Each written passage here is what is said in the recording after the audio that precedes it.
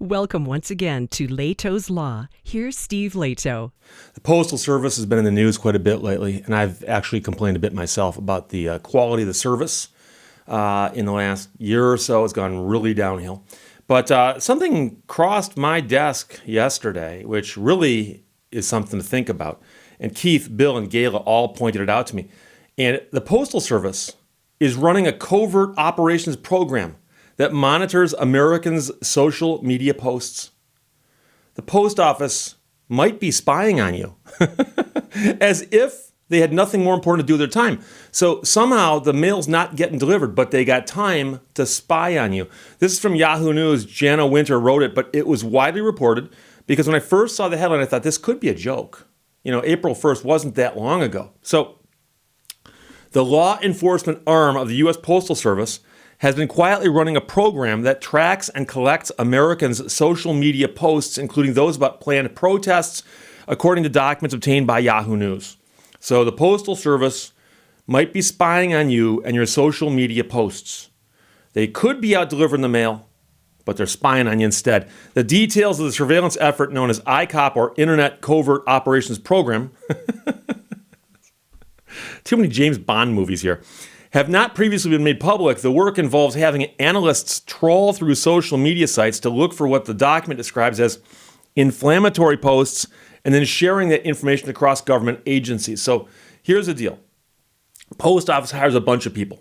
Some of them deliver mail, some of them sort mail, some of them surf the net looking for social media posts that are inflammatory.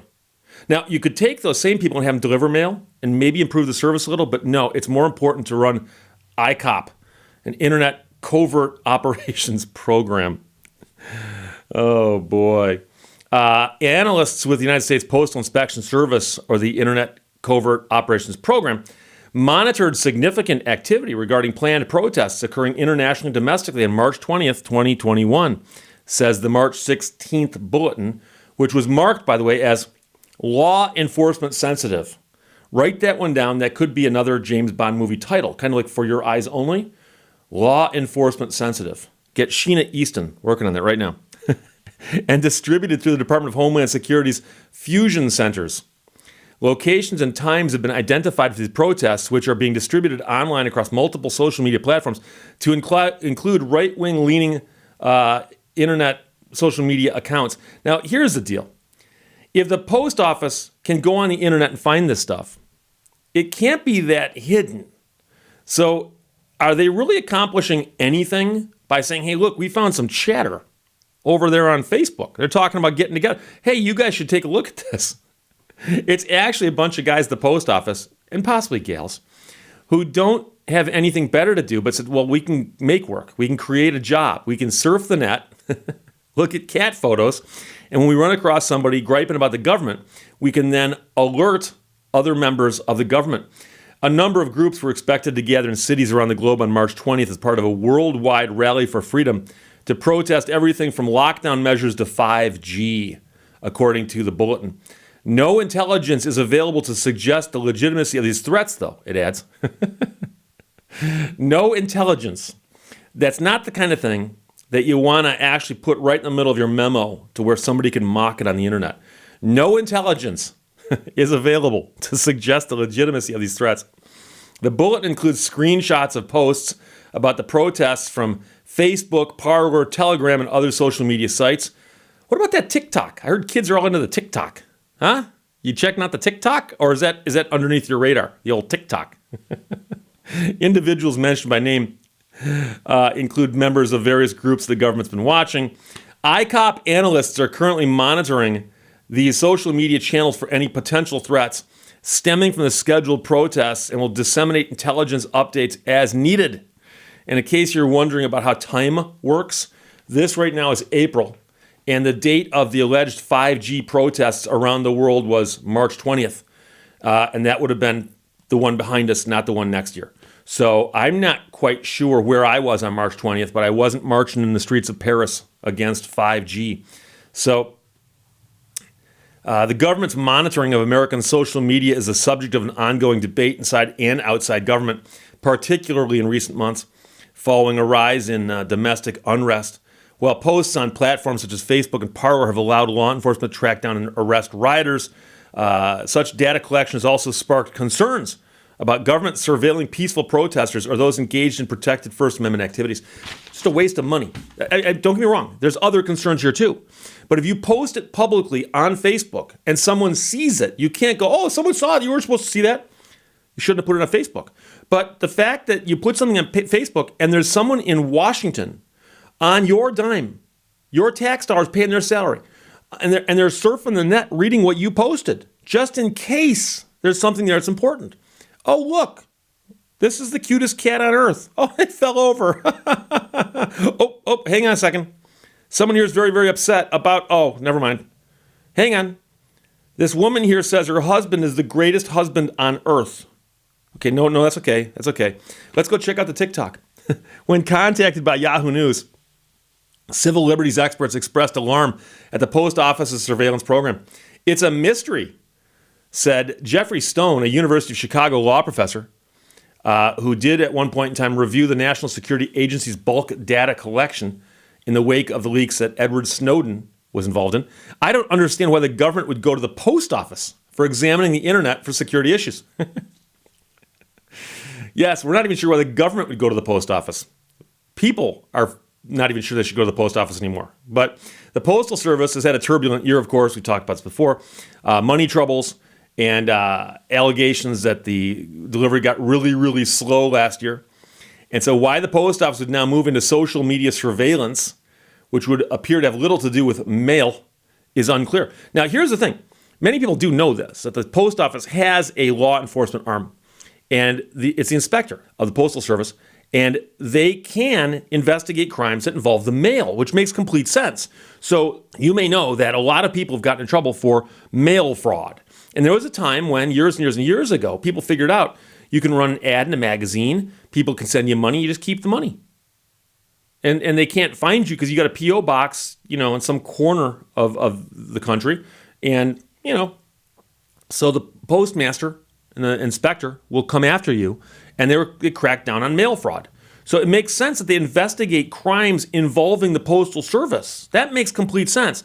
The fact that they're monitoring social media so they can notify other branches of the government about what's happening on social media, that's not their job. It's just so strange. Now, Rachel Levinson Waldman is the deputy director of the Brennan Center for Justice's Liberty and National Security Program, says, this seems a little bizarre. Based on the very minimal information that's available online, it appears that ICOP is meant to root out misuse of the postal system by online actors, which doesn't seem to encompass what's going on here. It's not at all clear whether mandate would include monitoring of social media that's unrelated to use of the postal system. Levinson Waldman also questioned the legal authority of the Postal Service to monitor social media activity. If the individuals they're monitoring are carrying out or planning criminal activity, that's the purview of the FBI. If they're simply engaging in lawfully protected speech, then monitoring them on that basis raises serious constitutional concerns. And I don't know if you're aware of this, but I've mentioned before, I'm on Facebook. And if you're on Facebook, friend me on Facebook and I'll accept your friend request. I've got a couple thousand close and personal friends on Facebook. And if you study Facebook and watch what's on Facebook, you discover that there are a lot of people on there who are upset about something. Anything. And you'd be surprised at what people get upset by, and they post it on Facebook. I'm upset by this. Or they just post it and it's obvious they are upset. You can get that from the context. So the fact that there's upset people on Facebook shouldn't be news to anybody, but apparently the Postal Service is all on it, okay?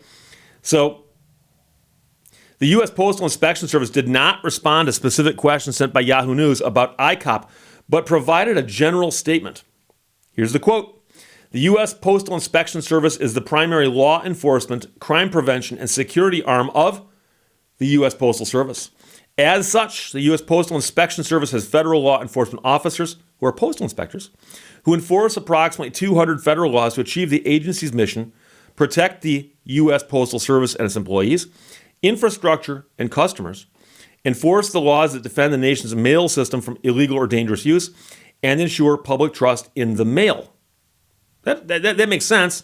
It doesn't explain why they're monitoring social media, but it makes sense. The Internet Covert Operations Program is a function within the U.S. Postal Inspection Service, which assesses threats to Postal Service employees and its infrastructure by monitoring publicly available open source information. Additionally, the Inspection Service collaborates with federal, state, and local law enforcement agencies to proactively identify and assess potential threats to the Postal Service, its employees and customers, and its overall mail processing and transportation network. In order to preserve operational effectiveness, the U.S. Postal Inspection Service does not discuss its protocols, investigative methods, or tools.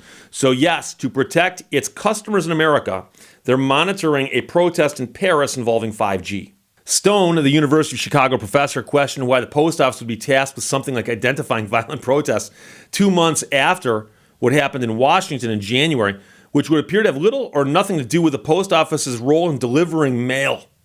I just don't think the Postal Service has a degree of sophistication that you would want if you were dealing with national security issues of this sort. That part is puzzling, he added. There are so many other federal agencies that could do this. I don't understand why the post office would be doing it. There is no need for the post office to do it. You've got the FBI, Homeland Security, and so on. So I don't know why the post office is doing this. And that's exactly the point. You know, there are so many other agencies that could do this. And the question is whether they should or not. I don't know. I don't know whether Department of Homeland Security should hire a bunch of people and have them sit in a room and scroll Facebook looking for stuff. I don't know that that's a great use of my taxpayer money. But, you know, they could prove me wrong. They might find something important and stop something from happening and say, look, this is what we did and we managed to do it by watching Facebook. If that's true, great. But that sounds like a job more for Department of Homeland Security or FBI, but not the Postal Service. So, you know, it almost seems, and again, I will admit I'm speculating here, it almost seems like the Postal Service has gotten so much flack for the last couple of years about not doing their job right, about being inefficient, about going downhill, that they're actually going, wait, is there something else we can do to curry some favor? Is there something else we can do, to make it like... And we've all seen it happen before where somebody gets in trouble. And in a last-ditch attempt to save face or get out of trouble, they quickly try to do something else. Like, look what I'm doing over here. So it's almost like the Postal Service was actually thinking like, wow, we're in trouble here. We're being attacked on all fronts. We're being criticized everywhere. We got competition coming in. We got everything. I'm not going to get into the problems of the post office. We talked about that before. And the post office has a bunch of problems right now. And they're not all the post office's fault. Okay, the Postal Service. And so the real thing here is, why are they, when they can't run themselves apparently properly, why would they divert resources to something unrelated to their mission statement? Why would they do that? And you could say it's just a misguided attempt at something, I don't know.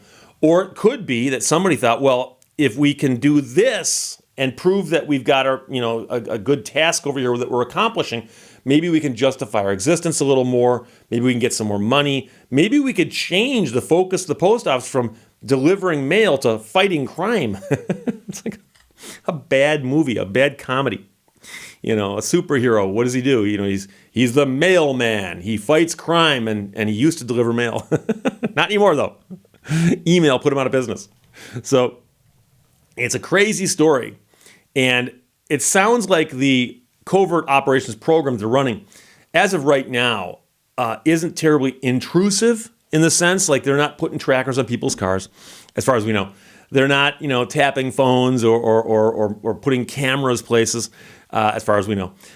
It appears right now that they're simply sifting through social media, looking for stuff that might indicate that something's going to happen somewhere, and then they don't have the power to enforce these laws. They can't go and say, oh, there's going to be a protest here that's going to get out of control. We're going to go stop that. They can't do that. That's not their job. So they then notify another agency and say, here is some intelligence that you can use. You can use this intelligence. See, that's what we do now. We deliver the mail. Neither rain nor sleet. We do that, and we also deliver some intelligence. Except for when we tell you there's no intelligence available. So it's a crazy story from Yahoo News, but widely reported now in a lot of other places. And Jana Winter wrote this version of it. Keith, Bill, and Gail all sent it to me. But the Postal Service is running a covert operations program that could be monitoring your social media posts. Goofiest thing I've heard in a long time. Questions or comments, put them below. Let's talk to you later. Bye-bye. Thank you for watching Lehto's Law. One can never know for sure what a deserted area looks like.